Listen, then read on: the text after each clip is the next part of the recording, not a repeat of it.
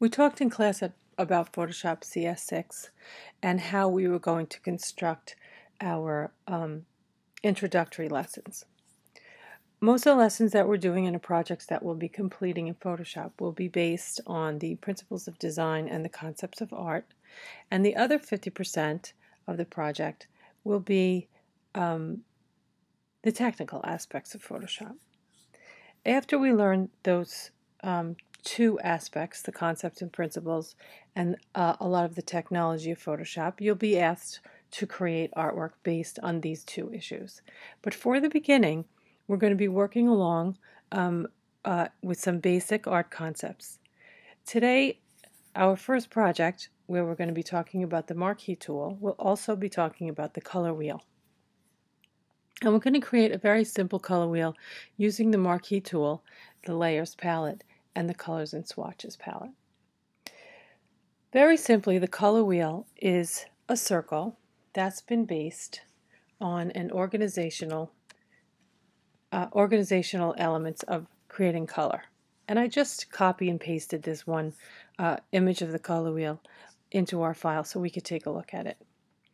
The color wheel began or designed originally, if you can believe this, in 1666 by Sir Isaac Newton. And since then, there's been many variations on this concept of color and color organization. For that's what really the color wheel does for us. It's an organizational piece that helps us think about color in a way that makes sense. And we'll be talking about color in many different aspects: natural color, reflected color, emotional color, color that has symbolic meanings. But for today, we're just going to be talking about the basic color wheel. And as we do that, we're going to be talking about the 6 basic colors. I'm just going to undo that import so that we start with a nice fresh palette. We're also going to be learning about how to create layers. And if you look over here at this layers palette, you'll see that you have this default layer here in Photoshop called Layer 0 or Background Layer. We've already talked in class about how to open up a file. We've talked about the resolution of the file and the size of the file. If you notice up here, I have the rulers on, so you can see that I've created this file in inches, and it's 5 by 7 inches. You can turn the rulers off simply by going to Command R if you like that also. As I said in class, I always like to keep those rulers on just in case I've made some type of mistake and I'm working on a really tiny file or a gigantic file. I've made both of those mistakes. So what we're going to do first is look up here at the toolbar, and our first tool that we're going to be talking about is the Move tool. The Move tool, the shortcut key, if you hover over each of the tools, you'll see the shortcut key is the letter V. If I move off it and go back on, you'll see that it says Move tool and then V is in parentheses. The next tool that we're going to talk about is the Marquee tool, and that's the letter M. So I'm going to go ahead and zoom out, and I'll tell you what you're going to be doing. If you want to open Photoshop and work along with me and pause after each of the steps, I think that might be a good idea. So the first thing I'm going to do is make a new layer. And as we said in class, there's many ways to make a new layer. If you go up to the layer menu, you'll see the word layer right up here. And if you click it, the first word is new, and you scroll over and you see the word layer. So let's go ahead and do it that way first. We can name the new layer, which I'm going to have you do, and we're going to call it red. We're also going to give it a color, red. And then we're just going to simply say OK. And when I zoom out, you'll see that I have a layer here. It's named red, and the color right here is red. I'm going to go ahead and make another layer, and I'm going to call that layer blue.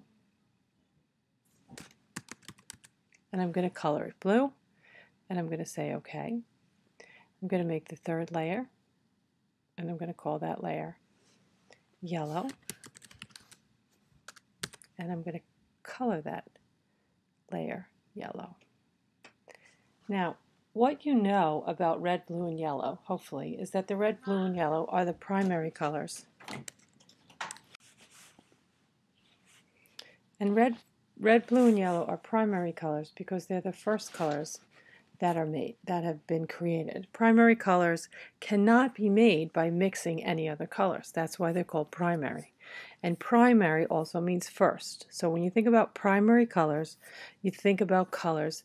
These three colors are the only primary colors. All other colors basically sort of grow from these three colors.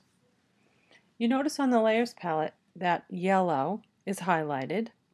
When I click on blue, blue becomes highlighted. And when I click on red, red becomes highlighted. So go ahead and choose that red layer. Go up to the marquee tool, go up to the toolbar and choose that marquee tool. That's that second one.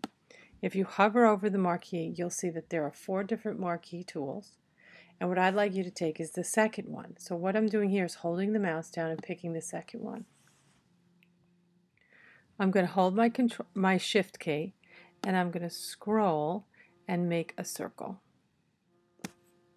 And what I'm going to do next is I'm going to choose the color red up here in the color swatches box. That's up here in color. Click on the color red.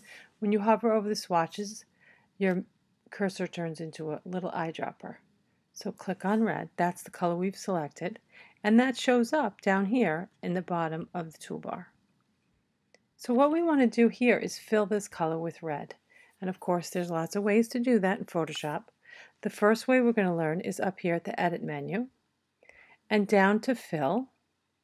And then what we want to do here in the contents is we want to pick that red because that's the color we made the foreground color. And when we say OK, the area that we've selected, the area that we've created, has little marching ants around it. It's an active area on the picture, and that's the only area that's going to be filled with the red.